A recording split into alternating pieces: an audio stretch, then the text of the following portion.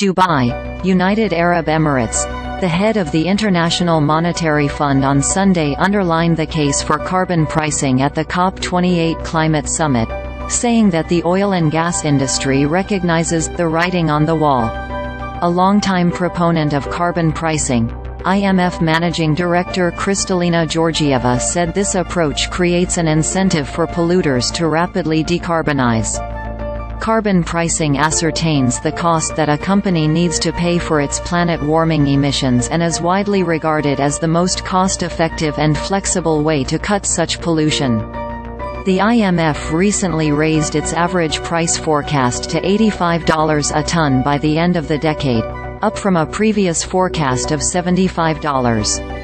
Underlining the scale of the challenge, Georgieva said the current average price is around $20 per ton.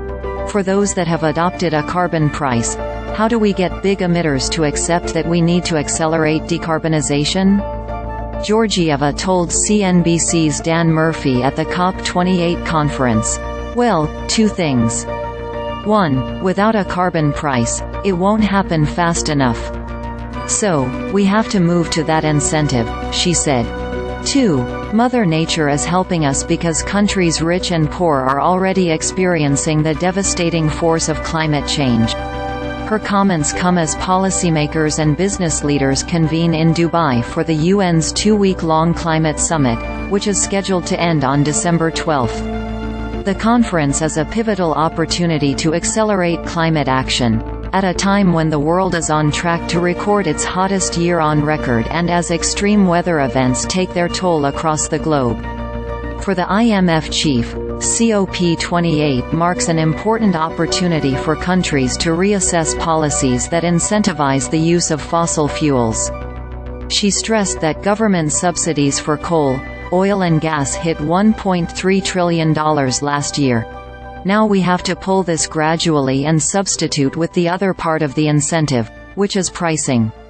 I want to tell everybody who is willing to listen that a carbon price has been proven to work, Georgieva said, adding that existing schemes, such as the EU's emissions trading system, have registered a rapid reduction of emissions.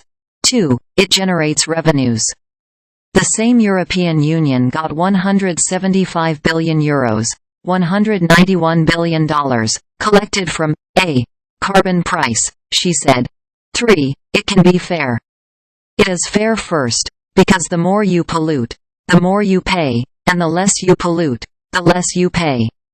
But also, many countries can take some of this money and give it back, especially to the vulnerable people. Asked about the role of the oil and gas industry at COP28 and how to get big oil on side with carbon pricing, Georgieva said, "One of the good news that comes from research is that we are going to see the peak of oil and gas in this decade. Consumption is then going to gradually going down. One of the great news from COP is a commitment to triple renewables in energy within the next years.